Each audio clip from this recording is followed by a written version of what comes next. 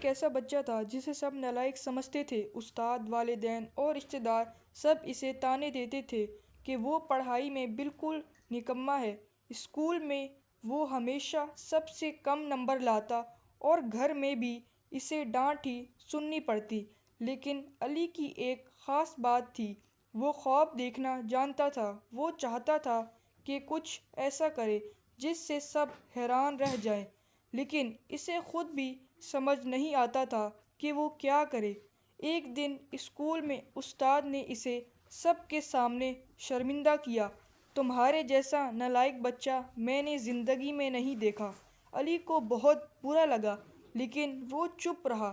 گھر آ کر اس نے سوچا، آخر میں ایسا کیوں ہوں؟ کیا واقعی میں کچھ نہیں کر سکتا؟ یہی وہ سوال تھا جس نے علی کی زندگی بدل دی۔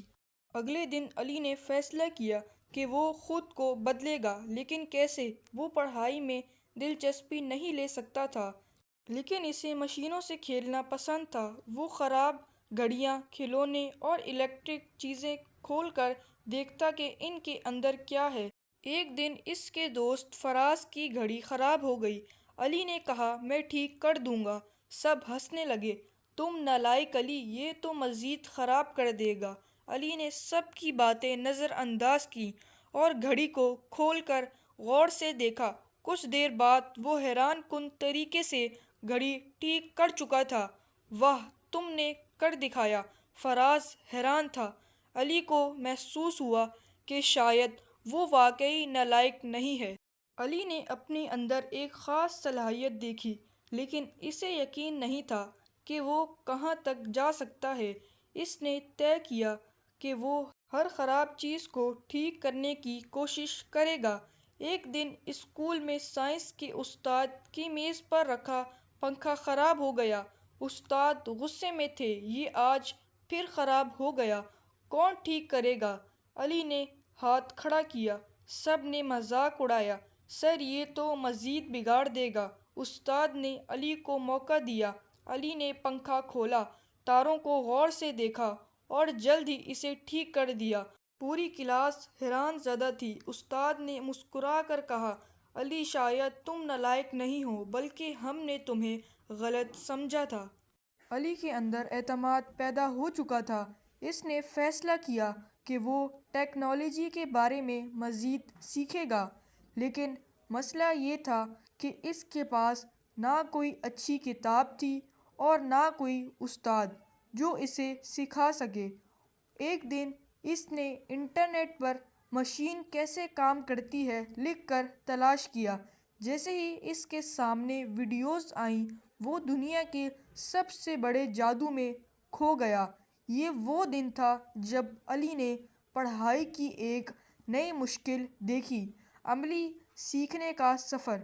علی نے ایک پرانی ٹارچ لی اور اس کے اندر نئی بیٹری اور تار لگا کر اسے مزید روشن بنا دیا۔ اس کے دوستوں نے دیکھا اور حیران ہو گئے۔ تم واقعی کچھ خاص کر سکتے ہو، علی۔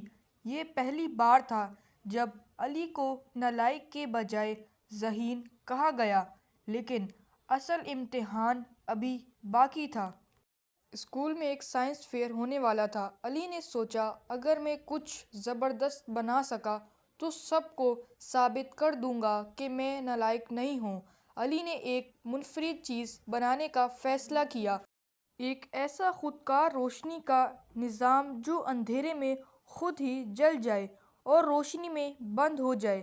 یہ سن کر سب نے مذاق اڑایا، یہ نالائق ایسا کچھ نہیں کر سکتا، لیکن علی نے ہمت نہیں ہاری۔ علی دن رات محنت کرتا رہا۔ وہ پرانی بیٹریاں، خراب بلب اور تاریں جمع کر کے تجربے کرتا رہا۔ ایک دن اس کے والد نے دیکھا کہ وہ کام میں مصروف ہے۔ انہوں نے حیرانی سے پوچھا، بیٹا یہ کیا کر رہے ہو؟ ابو میں کچھ بڑا کرنا چاہتا ہوں۔ یہ پہلی بار تھا جب علی کے والد کو لگا کہ ان کا بیٹا نالائق نہیں بلکہ محنتی ہے۔ سائنس فیئر کا دن قریب تھا، لیکن علی کا پروجیکٹ ابھی بھی مکمل نہیں ہوا تھا۔ ایک رات اس کا پروجیکٹ اچانک خراب ہو گیا۔ علی نے ہمت نہیں ہاری۔ اس نے دوبارہ کام کیا اور آخر کار اسے مکمل کر لیا۔ اب سوال تھا، کیا سب کو یہ پسند آئے گا؟ سائنس فیئر کے دن علی کا دل زور زور سے دھڑک رہا تھا۔ سب کے پروجیکٹس بہت زبردست تھے۔ جب علی کا نمبر آیا تو اس نے سب کے سامنے اپنی خود کار روشنی کا تجربہ کیا۔ جیسے ہی اندھیرا ہوا، بلب خود ہی جل اٹھا۔ پورے اسکول کے استاد اور طالب علم حیران رہ گئے۔ پرنسپل نے علی کو اسٹیج پر بلایا اور کہا، ہم سب غلط تھے، علی نالائق نہیں بلکہ ایک جینیس ہے۔ علی کی کامیابی کے چرچے پورے اسکول میں ہونے لگے۔ سب اسے مبارکباد دینے لگے۔ استاد نے علی کے والدین کو بلایا اور کہا، آپ کا بیٹا ایک ذہین دماغ رکھتا ہے، اسے کبھی نالائق نہ سمجھیں۔ علی کے والدین کی آنکھوں میں خوشی کے آنسو تھے۔ آج وہی علی جو سب کی نظروں میں نالائق تھا، ایک نابغہ جینیس بن چکا تھا۔